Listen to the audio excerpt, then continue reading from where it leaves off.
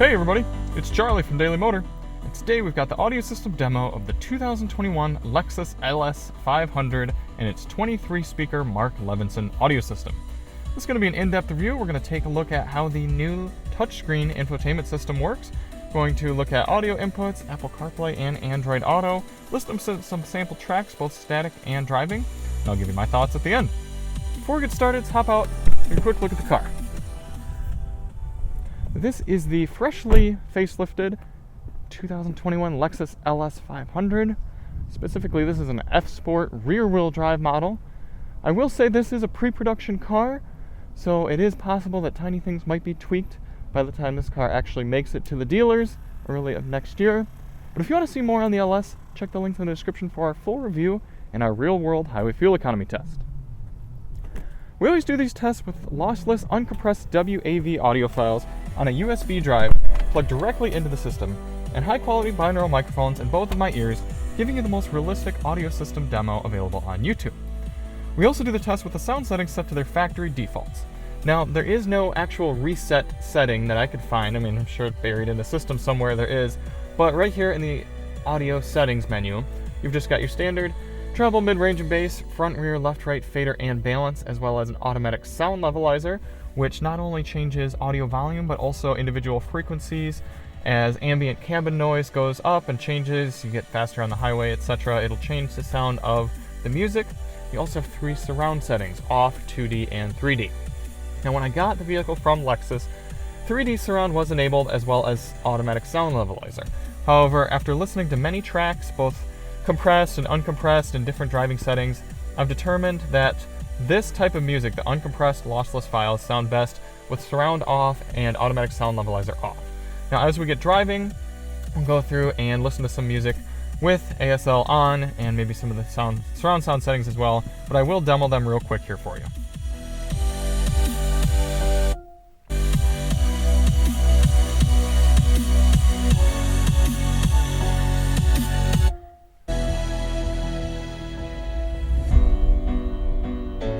I found that the 3D setting, it might sound good with 5.1 or 7.1 surround sound music that this car is capable of playing, but for most music that I listen to and most people would listen to, it sounds a little too hollow, and I don't appreciate having the music so far forward. So I usually keep it in 2D or off depending on what I'm listening to. Automatic sound levelizer, let's toggle that on. So being stopped right now, you're not really going to be able to notice much, but it does make a difference in the lows and the highs when you're out on the highway. Especially listening to compressed music. Treble, mid-range, and bass, let's go through those now.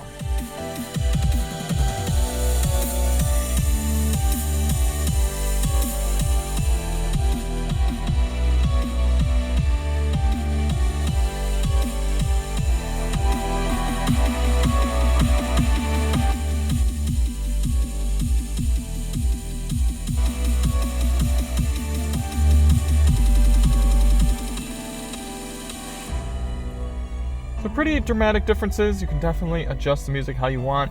Some people might be bummed not to see a full graphic equalizer like you get in some BMWs and Volvos, but you're not going to get that here in the Mark Levinson. I should say, there's a vast improvement to the system being a touchscreen. It's so much easier to use, especially if you're stopped here. You can really easy make your way around. You can still use the trackpad, and that's useful when you're out on the highway, when you're driving, you're doing simple commands in the infotainment. You just want to say, jump to your map, you want to scroll around there, you want to zoom in, zoom out, you can go menu, right over here, quick to your audio. Once you get used to how to use the touchscreen, it can be pretty good, but there's no beating using a touchscreen for certain inputs, and you'll see that in a minute when we demonstrate Android Auto and Apple CarPlay. For audio inputs in the LS 500, you have your standard AM, FM, Sirius XM satellite radio, Bluetooth, USB-A, 2 USB-A ports here, Android Auto and Apple CarPlay support, as I mentioned. You also have a 3.5mm auxiliary input jack and a disc player. So what are you missing? Nada. You've got everything you could want here in the LS, other than, I will say, some people might be lacking a USB Type-C port. As time goes on, as those iPhones are hitting the market with no charging bricks, people are going to want a place to plug in their USB-C cord, and it'd be nice to have that here in the LS. But Lexus is always a little bit behind the trends, a little more conservative in that, so I'm sure we'll see them before too long. For audio controls, you've got an easy to grab volume knob right here. There's no detents. Lexus and Toyota don't like to have clicks in their volume knobs, they're always smooth. But I like how you've got the volume knob popping out, and then you can also do the tuning right below that, so that's neat. And you also have volume right here on the steering wheel back and forth. For track selection, you can use the touchscreen, you can use the browse section of the touchscreen, you can technically use the trackpad, you can use these seek and track buttons right here, and you can also use this tune knob here. And on top of all that, you've got steering wheel controls. Very easy to use. Speaker locations. Now this is going to be a little test of my memory. I was training myself before the video to make sure I get all these right. Like I said, there are 23 speakers, and some of them are doubled up, so you've kind of got 2 speakers in under one grill. So let's go through those now. You've got 1, 2, 3, 4, 5, 6, 7, 8, 9, 10.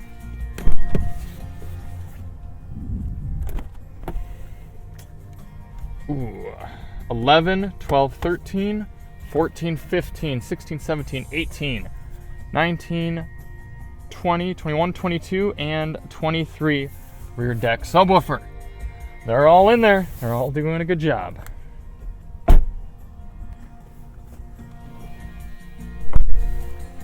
Android Auto and Apple CarPlay demos. Now, I do appreciate that Toyota provides 2 USB ports that go directly into the system. However, they're not both usable at the same time. So you'll see when I plug my iPhone cable in here for the Apple CarPlay demo, the music is going to shut off because you can only have data coming in from one USB port. Still nice that I don't have to unplug the USB drive though. Go menu, Apple CarPlay. You see how easily that launches up. And then we are greeted with a big Apple CarPlay screen.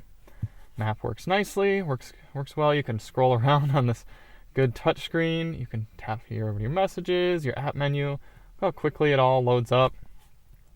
Very nice. You've got your music screen, nice animations, and you can still use the trackpad. You can scroll through like that, especially if you had a Lexus before and you're used to operating Apple CarPlay that way. Good operation there. Let's pop CarPlay out, plug in our Android Auto.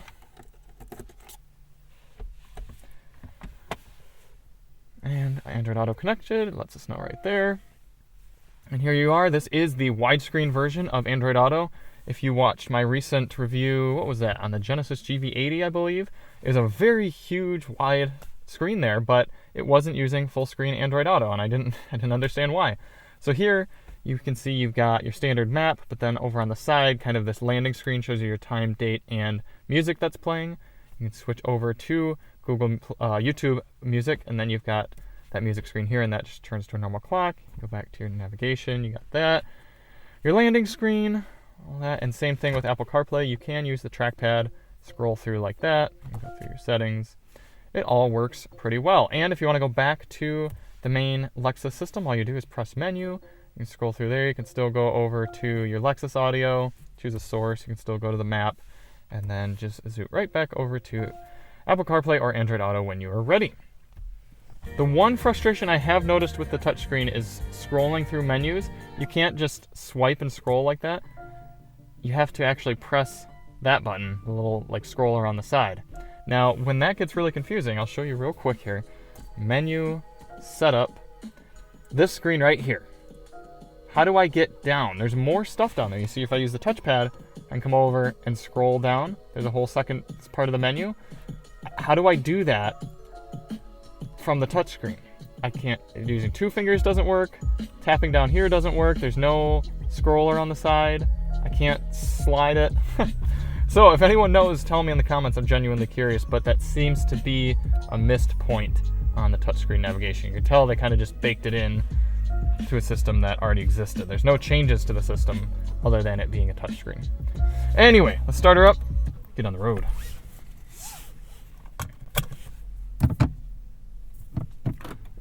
Music does dip out in Toyota Lexus products quite a lot when you start up the car.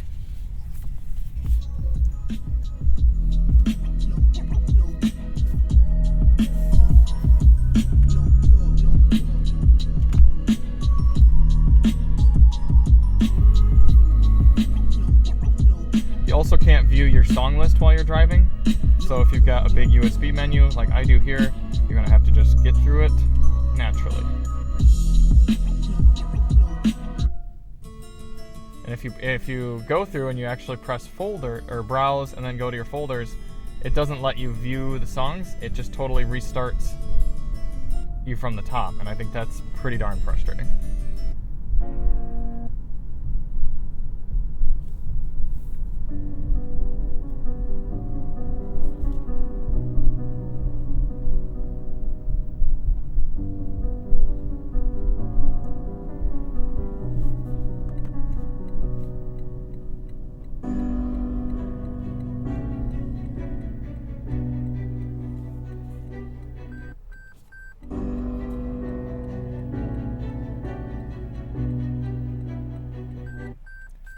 It's letting me know that traffic's coming. Thanks, Lexus, I know.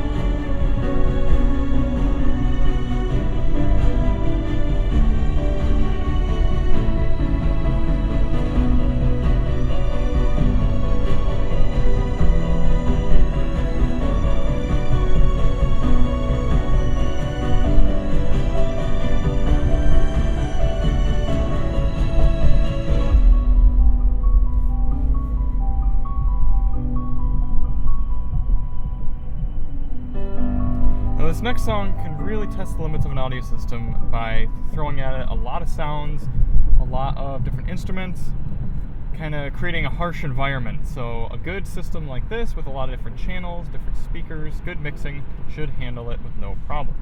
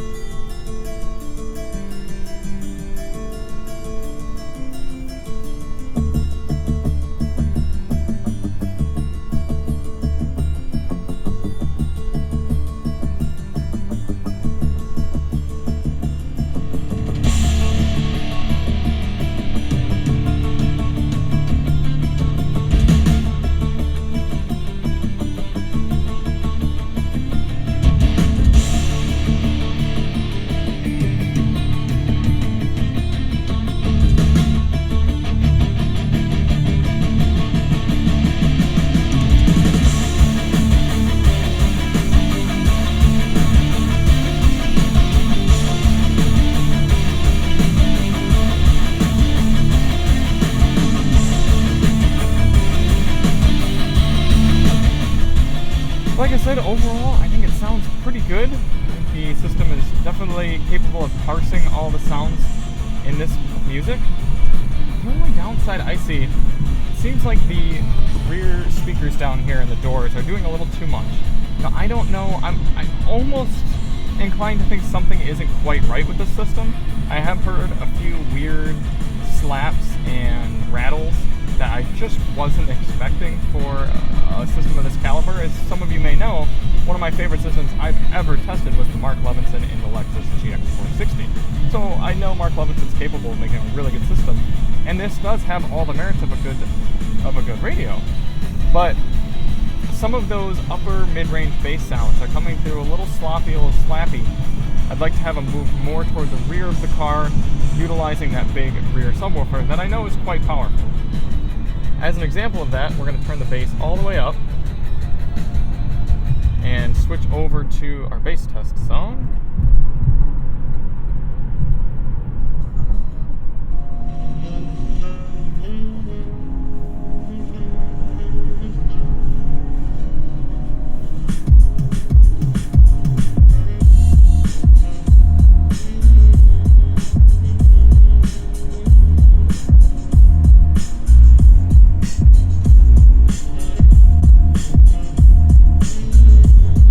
Getting some bass in my seat. I'm feeling it in my hat, actually. I'm seeing it in the mirrors. It's a good amount of strong, whole cabin hearty bass coming through, and I like to have that versus the under-seat woofers or something that kind of works for lighter bass music but can't handle the bigger hits. This system's definitely powerful enough, 2400 maximum watts out of it, so plenty capable of producing that big-time bass, and I like to see it.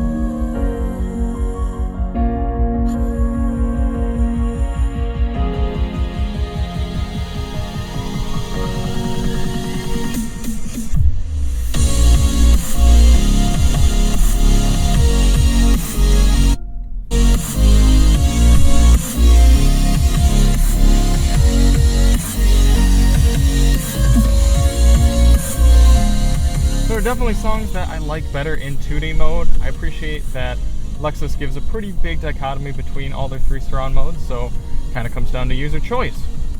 Wrapping up my thoughts on the 23 speaker Mark Levinson system here in the LS. It's pretty darn good, but it's not my favorite system.